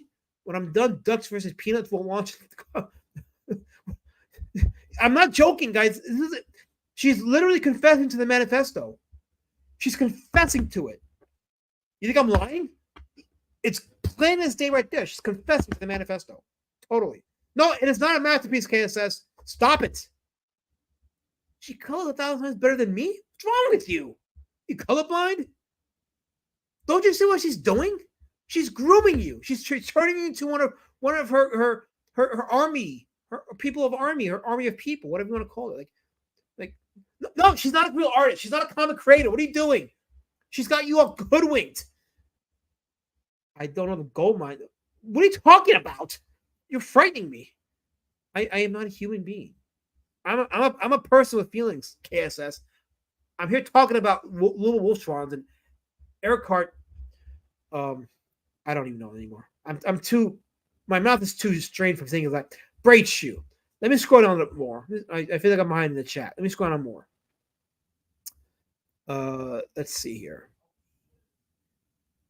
The Salvador Dali mustache. Charlie Chaplin mustache. I should get a Charlie Chaplin mustache. So anyway, so Luba Wolfschwanz by Eckart Breitschuh. There we go. I'm back to normal now. Fiona says, this is why I don't back a majority of CG or reverse comics. Both are influenced by the dark age of comics of the 90s. And this is why I do what I do, Fiona, because I want to get away from this. And this is why I showcase what I showcase. I want to focus more on like the brighter side or the fun side. And I think you can agree on that, Fiona, is the fun side of comics. And then, yeah, like I said, I think you guys, if you're interested, you should email We Split Comics and find out about getting some English translations of Luba. I think they can do it. Maybe they can do it. I don't know. Why not? I'm gonna email them after the stream. I'll send them a quick email and see what they'll do about it. You know, this is a pretty decent looking book right here. Yeah, I really like this design. The art style's pretty dope. You can see it's brutal, it's gritty, but it's just so silly to look at. Not silly, cartoonish. It's cartoonish. And yeah, you can see the cover is a little risque. Let me just scroll back up here so that I don't get hit with a community policy violation. So let me start.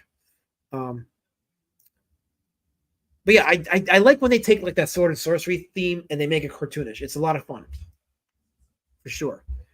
Colin says, I still think we're in the dark age for the American industry. For the professional comic industry, yes. For the indie scene, we don't have to be. I think there definitely needs to be more encouragement of just taking these ideas and just going all out and just being experimental, creative, and fun looking, cartoonish if you want to use it. What feelings do I possess? I'm not going to tell you because then you'll just no. I'm not gonna do it. I will not do it. Yes, if you haven't already, please back BSS and Road Warrior Drake. KSS, drop in the link. Hail KSS. Or if you want, go to the pin message and drop me $1 or $2 on PayPal for coffee or something that'll help my throat because it is getting scratchy from all the screaming I'm doing for my life. You people just push me to the edge sometimes. I wonder if they would need a minimum purchase to print in English. Well, I would imagine so, and I'm open to doing that. And I'll go back to this cover in a second, but honestly, like I feel like the prices aren't that bad. 490 euros is probably like what, $5, I think. $5, I think, a pop, which again, these are like 40, 50 page books. It's not bad. For that price, it's totally not bad. So I definitely recommend and I am going to do that. I'm going to email them and find out about that. So you should watch the movie Migration. By the way, I think you'd like it. I'm afraid now because I don't know what you mean by that. No, don't encourage her, Bear. Bear, don't encourage her. Please don't do it. We're here to save the Kilina Tower. We're not here to sing it. Don't do it. Don't encourage her. Please, just let her talk to the void and she'll go away and we can all be happy again. Just don't do it. Just don't do it. So please don't do that. Oh, I didn't highlight your previous comment. We're not here to have fun. We're here to see who can draw every single muscle in the serratus and every vein in the forearm. See, that works if you're doing Hulk. Like if you're doing Hulk, then yeah, every frame, every muscle, every vein, especially Dale Keown's version. But no, not everything has to be super detailed. If the artwork complements the story, then go with it. There's no one style for all books. Collins says there's nothing wrong with detailed art, but the issue is that writing and editorial is steeped in poo-poo. That's what I said, Colin. I said you can have a great-looking, beautifully drawn book with a shit story, and that book becomes disposable as a result. Because the art can't save a bad story. It can, but and this is going to be controversial, but let me say it. A good written book saves the art, not vice versa. There, I said it. Yeah, exactly, because it makes the art pointless. Totally. That's what I mean. You proved it. Thank you, there you go. You proved it. You proved what I've been saying. If it's drawn beautifully, but it's written like shit, the whole book is shit. Let me break it down like that. If the comic is drawn beautifully, but the story is meh or shit, the whole book is shit. Conversely, if the story is well written and the comic is mid art at best, it's still going to be considered a good book. And that's a provable statement. Yes, it is a provable statement. I'm not wrong. I am totally right. Henry Twin says, I have now got home. I need to clean up and eat. Don't let the abusers win. I will never let the abusers win, Henry. They will not win because I will rise. Like my ancestors, I will rise and conquer. I'll conquer because I will rise. So Mazapan says, I think, very true, by the way, I think all art has a place, but I swear, it feels like people are trying to phase out the cartoony stuff. But you're right, though, in all honesty. Well, guess what, Mazapanda? You'd be surprised how many people in TV try to cancel me because they didn't like the art in my book. But here's the thing. I'm not canceled. You can't cancel me. I cannot be canceled. I'm still here. I'm still here, and I do what I do. You like some cartoony work, some fun-looking visuals, you have to get Beast Citizen Road Warrior Drake. And if you didn't back Street Champion Road Warrior Drake, you can get that too. The first 2 graphic novels are available in this campaign. This is going to be 3 graphic novels spanning one story. And here's the Ash Can Pumpkin War Patch, number 1. Cheesecake Ash Can, by the way, but more on that in a future day. But yeah, this is definitely in your league if you're looking for something cartoony to add to your library. Be Citizen Road Warrior Drake and its prequel, Street Champion Road Warrior Drake. You can get them both in some selective tiers. See, so don't miss out. You know you want it. Yes, Colin. I've noticed your work is very cartoony, and I actually enjoy. I get a kick out of it. He posts a lot of his pages on his Twitter, which is what manga artists like Ipatsu has done. One did it too. A lot of manga artists usually do put their stuff on Twitter before that's how they build their audience. Put it on Twitter or on the Japanese equivalent of webtoons, and then they get work. So no wank in my I'm gonna bite my tongue on that one because I don't know what you mean by that, but I know there's some intent on that one, some malice there. She's in bondage and her breast meat is showing. I'm triggered. Oh, you're talking about this cover here? Yes, totally. Let's see here. A good written book saves the art. Highly agreed. Yes, 100%. That's a provable statement. It's 100% provable. Abusing elasmat is part of the fun. Red isn't doing unzipped anymore, so I have to double my insult towards elasmat. Them's the rule. I didn't sign off on that, KSS. I didn't sign off on any of that. You didn't consult with me. You should have consulted with me first. By the way, 8 beautiful people watching on Rumble. Hail to the chat and Rumble. If you're watching on Rumble, hail. Leave a comment, leave a like. I will definitely spotlight you on the stream. You'll become part of the content. But for all the people watching at Rumble, hail. Mainstream American comic artists would never draw something like this. And that's why I hate mainstream comic artists, Helbet, because they frown upon this style of artwork. Hey, they frown upon me, man. Like in the last few years in CG, Micah Curtis wrote Could Be a War Campaign among a couple of quite a few in the CG sphere that looked at my work and said, that shit is garbage. And I'm thinking, you guys really haven't studied the American comics underground movement, have you? Like you call yourself comic book connoisseurs, but you're very ignorant of about 20, 30 years of comic history to know that what I'm doing is clearly influenced by this style of art, by the American underground comics movement, among other things. You know, when I first started showing pictures of Street Champion Road Warrior Drake back in 2020, I was in a Spanish DM group for comics, and one of the commentators I said it reminded him of Lynn Ward. And I'm like, oh, Lynn Ward, that's high praise. And of course, if you remember at my Lynn Ward stream from a few months ago, check it out if you haven't. Check out my Lynn Ward stream. So, yeah, the black and white was definitely an influence there. So I took it as high praise. People that understand what I'm doing can see what I'm trying to achieve.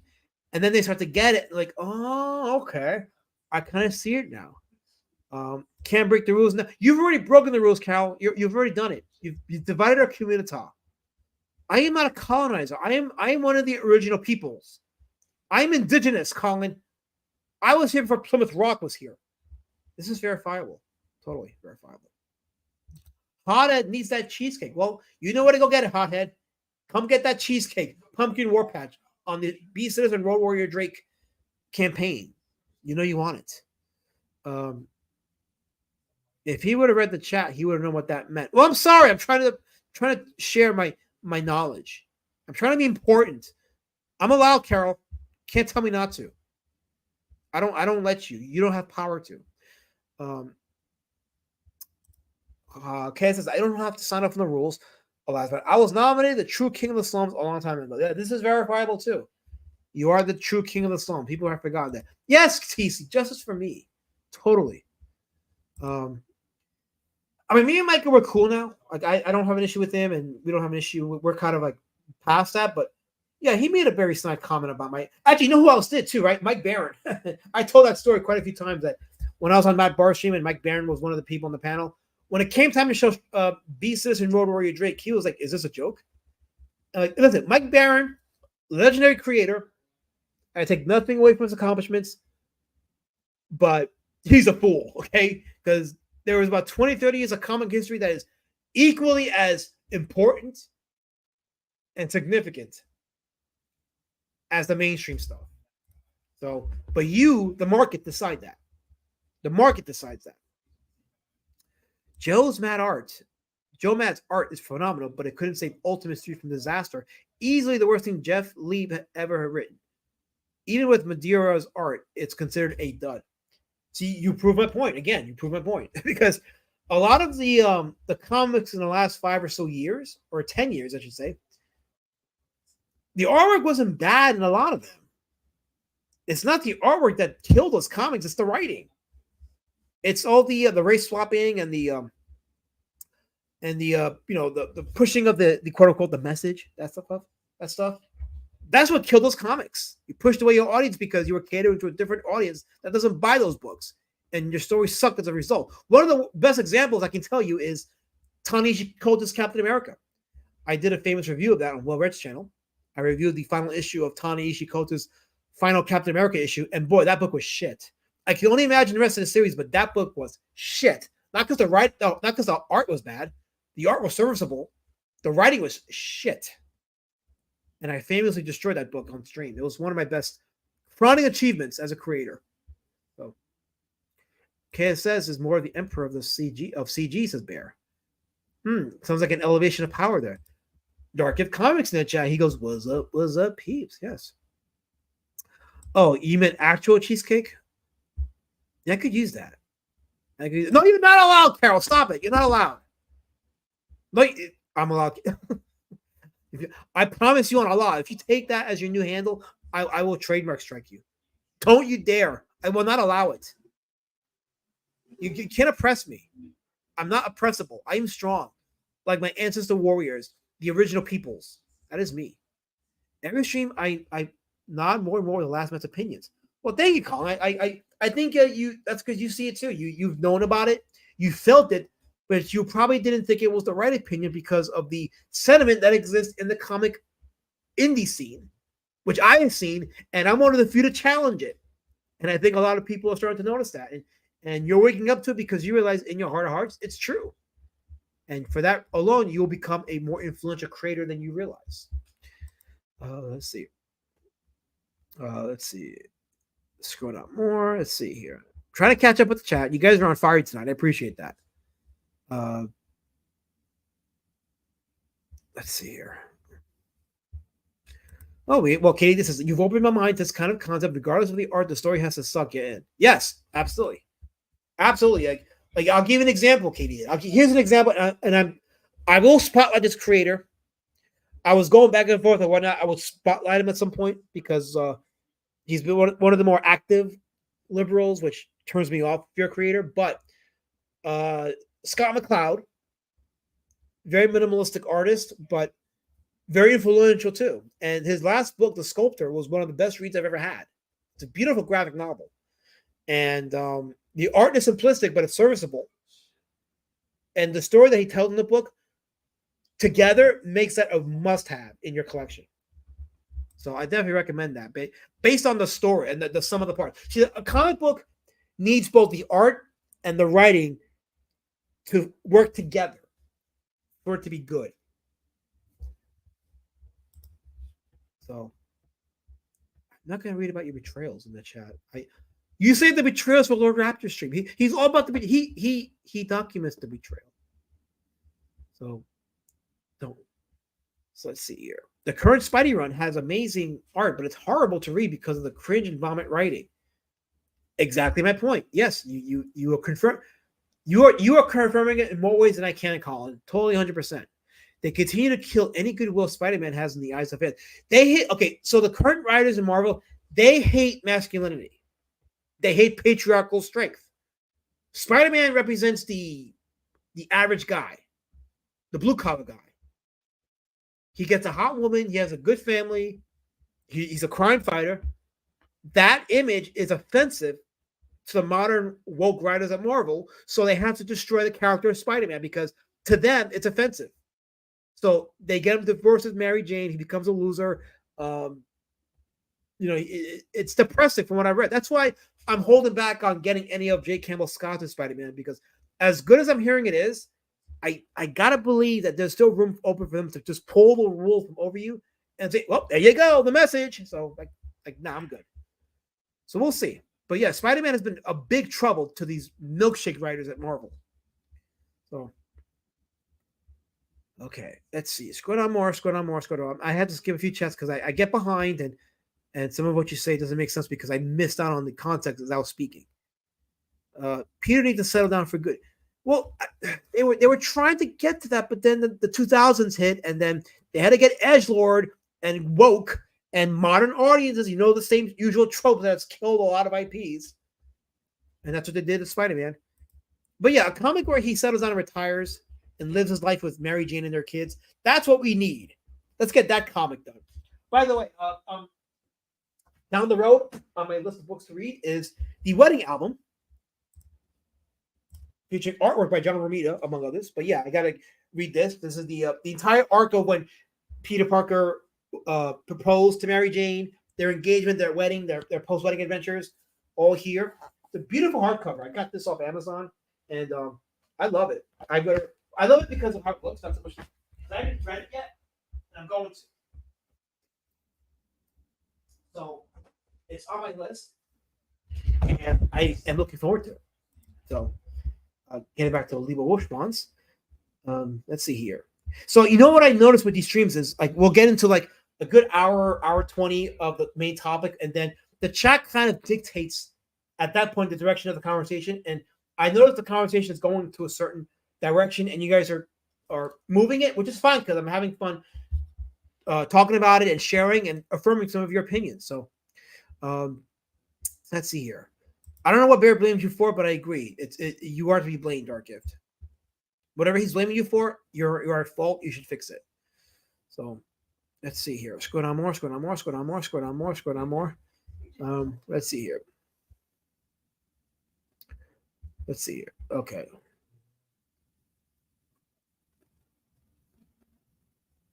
Okay. Yes, a lot of drama in the chat.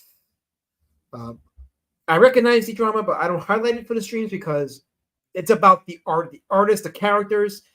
It's about the inspiration for us comic fans. So go ahead and enjoy. So let's see. Peter Parker already got cucked by Paul. It's only a matter of time before he gets cucked by someone.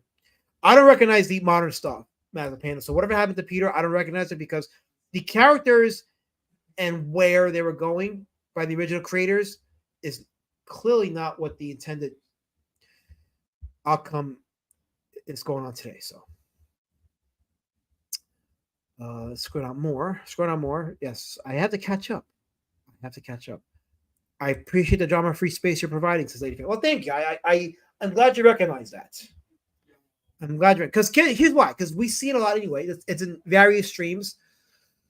And I'm not saying there isn't a place for them. There's obviously a place for them because people go to those. But I still like to provide something different, an alternative to inspire you, the comic fans, because that's why we're here in the first place, right? We're here because we love comic books and we love the storytelling medium. That's what brought us together as a community, is the comics. So, Helmet, laying down the law, no IBS on the stream. We have enough already of that crap on other streams and Twitter. Totally agree. Here, we're just all for the art and the comics. So, totally. No drama in the... I'm not reading that word, Carol. See, you say no drama, but then you create drama. Bringing it. Gosh.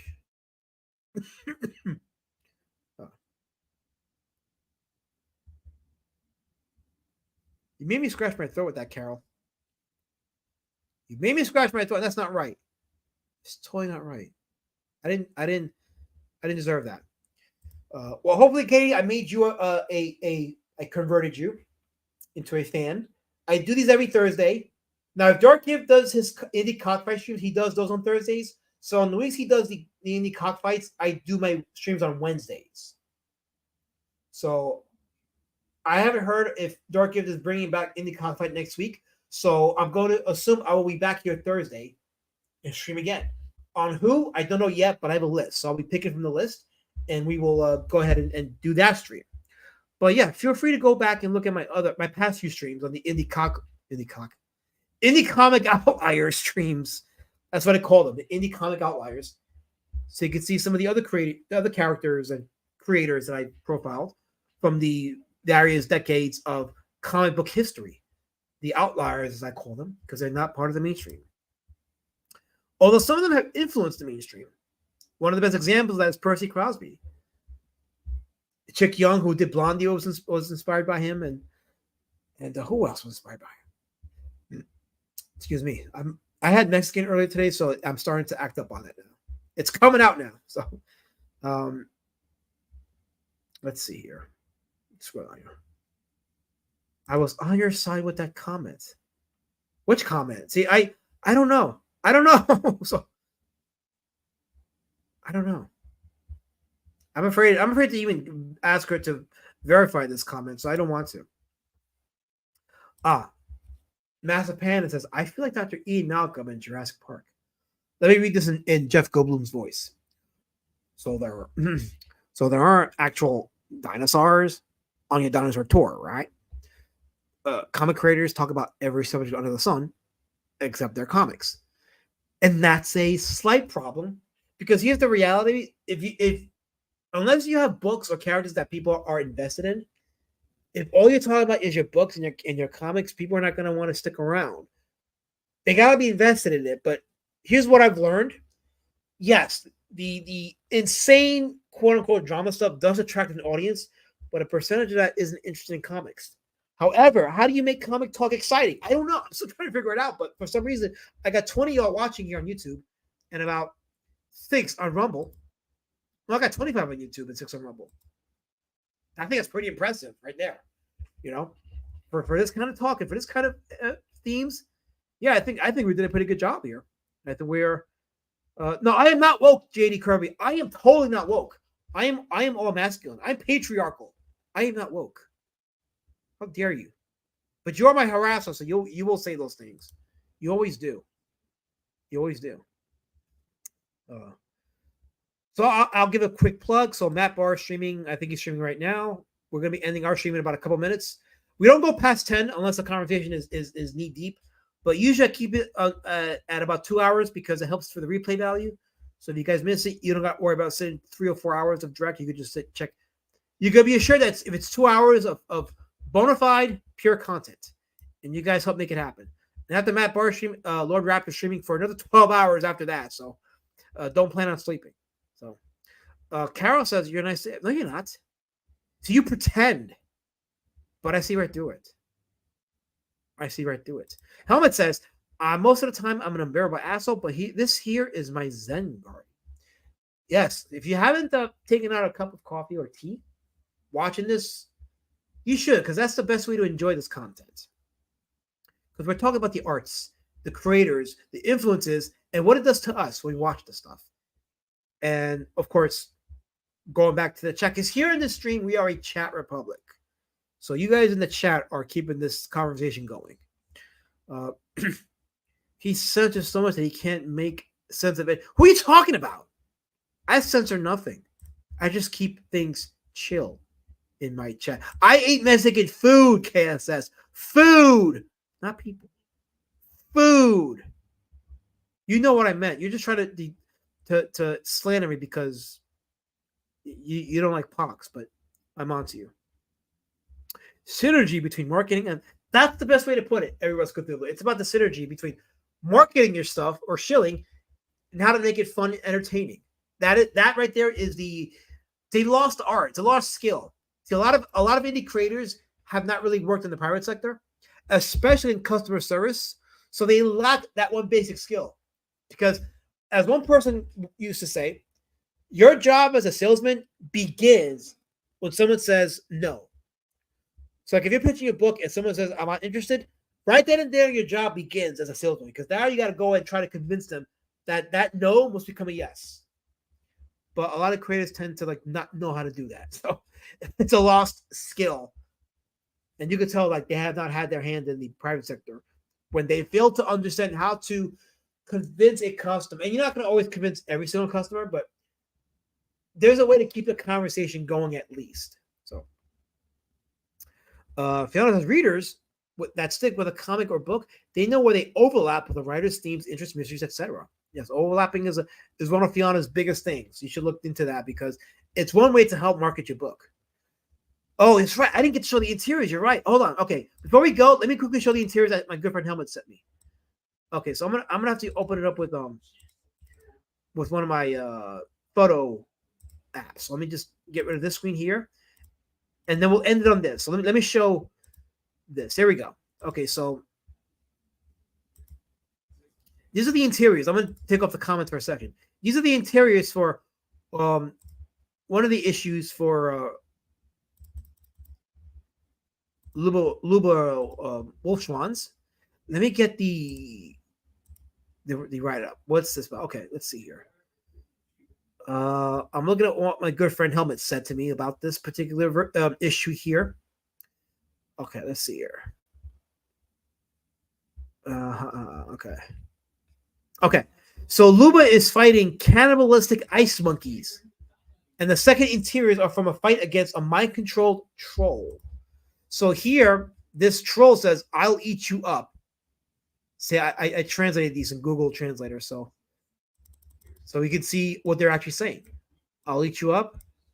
Glar, says the troll. And look, I love the style here so much. I really dig it. I really dig it. So, Dickin, says the creature. Wolf, Dickin. Let me just enlarge it more. Okay. So, a troll in the 3rd Battalion. There, as Marmots stupid as stones, but why should... No, the translation's a little bit crumbled there. They're not soldiers, but a troll master. A troll bander. Trolls don't fight by themselves. You have to train and lead them. And there is no troll on the list. Anna, but that's a troll, right? Joke. Okay. Here's a nice cartoony gore. Not too gory, but it's gore nonetheless. I can dig it. They're fighting these ice. These are the ice monkeys here. This is a different book here. Retract for the hiss. So these are sound effects, I think.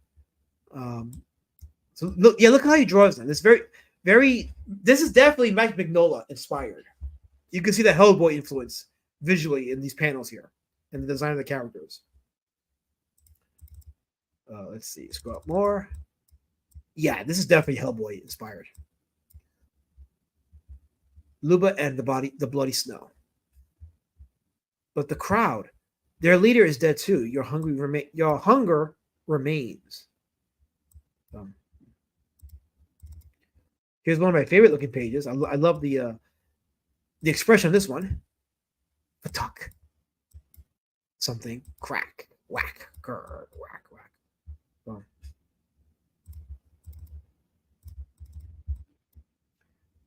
Swak. Very action packed, these books. Very action. I really love the artwork. I'm totally digging it. What's a good example of the animation style? Samurai Jack, I guess. Is that accurate?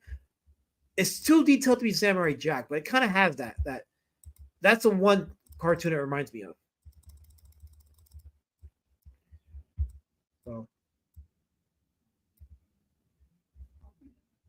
So yeah, so there's a. Let's go back to what's a good panel. Let's go back to this one because this is her in action here. Luba. Action. So yeah, there's an example of the interiors of the book. Scrolling to the chat one more time before I call it a stream. So let me scroll back here. Let's see here. Okay, it says that I love Pox. You have to cherish me. I'm an endangered species. You have to cherish me. Carol is lying to the chat. She says, I said hello and asked how his date was, and he threatened to cancel me. No, you came at me. You asked me how my date was, and I took it personally. But yeah, I have to put you on notice. I took that very personally. Don't encourage her, hothead. Don't encourage her. See, look, you're encouraging her. You've already wrecked my chat. Thank you for that. Not sorry. Not sorry. I'm America's sweat sock. What does that mean? What's wrong with you? You actually typed that. Do you not have any shame, KSS? Mazapan has crazy design on that giant monster. Dudes all warped up. Very cool. I think it's very cool indeed. Yes. She liked it too, says Katie did. Now that's how trolls should look like. I agree. Yes, absolutely. And it has a little bit of that snow beast from Rudolph the Red-Nosed Reindeer, the Rankin Bass animated Rudolph the Red-Nosed Reindeer. Oh no, I'm sorry. I'm looking at the snow beast. You talk about the troll that we saw in the first few pages. Yeah, that has that Tolkien look for sure. Is that a tail or? Well, her name is Wolftail, Little Wolftail. So yeah, you probably did see a tail on her. That design of that creature reminds me of something out of Jim Henson's Creature Shop or something from Labyrinth. I was also thinking the Snow Beast from Empire Strikes Back. How does that look too? So the actually energetic, almost kind of Daniel Warren Johnson-ish. Probably is. Compop is here. Hey, welcome, Compop. We're about to end the stream, but we have some good content. So if you want to go check out the replay, unless you've been watching and just didn't chat because you were too intimidated, then by all means check it out. You're going to enjoy it. A lot of good stuff was brought about. We had a good conversation, and that's the thing. I enjoyed the conversation with the chat. You guys have been great as usual. You've been great. I bring this show primal. It brings the show primal to mind. Heading off, says Colin. Have a good night. Make sure not to count your. You almost got me there, Colin. You almost got me there. Separate the art from the artist. I think he may be a bit of an SJW, but I may be wrong. What do you know of Eric Powell's art? I really dig it. So I believe in that too. Separate the art from the artist. If the story's not good, the art is good, then yeah, I can dig it. That's why I said I'll do a Scott McCloud spotlight, and I'll forget his politics because I still think he's a very significant creator in the comic sphere. And The Sculptor was a great book. So who was that? Eric Powell. I'll check into that. Because a lot of artists, because they're good, doesn't mean they fit within the theme of the streams that I do. Because they can be too good. Like if they're way too good, then they probably wouldn't qualify because I'm sure they'll have a big audience. I know it sounds weird, but there's a reason why. Art from, I don't know what that means, but you still can get Beast Sisters Road Warrior Drake. You know you want to. You know you want to get it. The cover art was done by Felsbug, colors by Lidl, and of course I did the interior art, so you definitely should get Road Warrior Drake. Hey, I'm gonna call the stream. You guys have been great in the chat. I appreciate it. I appreciate you coming in here and adding to the content. Eric Powell does the Goon. I'm gonna look into that. But next week I'm gonna do another artist from the international market.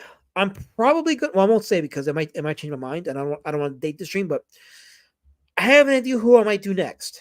We'll see. But for those that tuned in here on YouTube, thank you for tuning in. Thank you for contributing. Thank you for being a part of this stream. I am leaving, Carol. I'm absolutely leaving because you push me, and I got to protect myself. I got to save myself from you because you've been very hard to me, and you don't understand the damage, the emotional stress you caused me with you coming in here and with your passive-aggressive attempts to try to bully me into silence. It's not going to happen, Carol. I won't allow you to do it. I have strength. I have the backing of my ancestors, of the community, and the powers that be. I am a member of the indigenous peoples that have built this nation that you walk on, and you think that I'm going to be bullied into silence by you? Absolutely not. I matter. I have power and strength. I'm a soldier and a warrior. You cannot undo me. I won't allow it. I'm not going to be here for it, and you can rest assured.